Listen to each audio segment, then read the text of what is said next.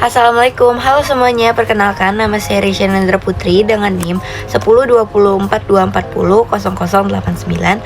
Pada video kali ini saya akan menjelaskan tentang penugasan mata kuliah PBO di week 14. Pada penugasan kali ini, kita disuruh membuat program Java sederhana untuk membaca data mahasiswa dari file teks, menampilkannya ke file biner, lalu membacanya kembali dari file biner dan menampilkan isinya. Pertama-tama pastinya kita akan membuat folder baru. Di sini aku menggunakan folder tugas week 14. Lalu kita membuat file baru di dalam foldernya dengan nama mahasiswa.java. Nah, di mahasiswa.java ini terdapat kelas mahasiswa yang mengimplementasikan serializable agar objeknya dapat disimpan dalam bentuk file biner. Lalu di sini ada namanya atribut private string nama, private string name yang menyimpan nama dan NIM mahasiswa.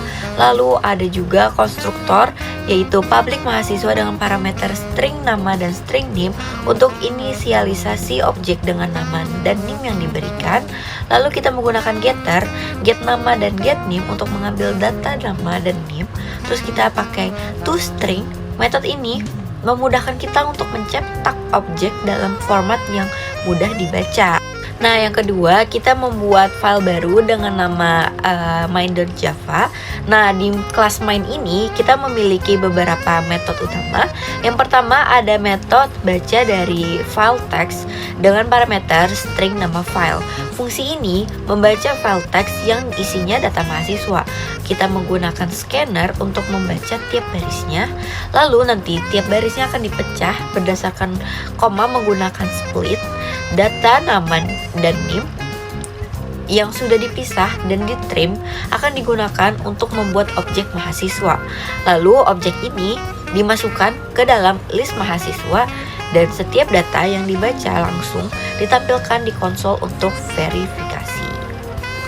Lalu untuk metode yang kedua yaitu simpan ke file biner list mahasiswa list string nama file. Metode ini menyimpan list mahasiswa ke file biner dengan objek output stream. Fungsi ini melakukan serialisasi, mengubah objek menjadi bentuk biner supaya bisa disimpan dan dibaca kembali nanti. Lalu ada metode yang ketiga yaitu baca dari file biner string nama file. Di sini kita membaca file biner tadi dengan objek input stream. Dan setelah dibaca, data di-casting kembali ke list mahasiswa. Kemudian data mahasiswa ditampilkan satu persatu menggunakan toString.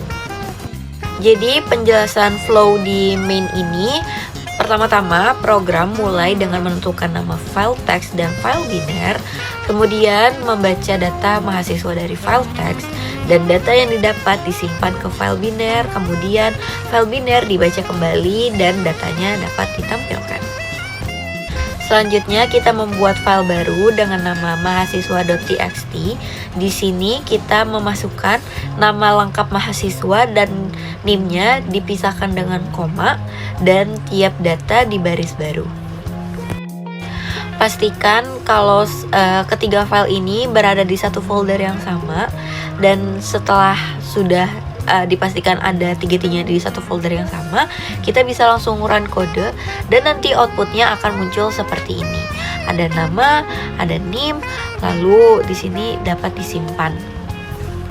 Jadi kesimpulan dari penugasan ini, kita bisa membuat program yang bisa membaca data dari file teks dan parsing string. Lalu kita juga bisa membuat objek Java dari data tersebut. Kita bisa membuat dan menyimpan objek dalam bentuk file biner dengan serialisasi, dan kita bisa membaca kembali objek dari file biner dan menampilkannya. Kendala yang aku alami selama mengerjakan penugasan week 14 ini itu saat pertama kali di run muncul error mahasiswa.txt kalau sistemnya tidak dapat ditemukan. Ternyata itu karena penamaannya yang tidak sesuai. Lalu juga kurang familiar dengan file IO dan objek serialization karena menyimpan dan membaca objek dari file .data yang binernya itu butuh pemahaman tentang serializable atau objek output stream sama objek input stream. Sekian dari penugasan PBO week 14. kurang lebihnya mohon maaf. Terima kasih.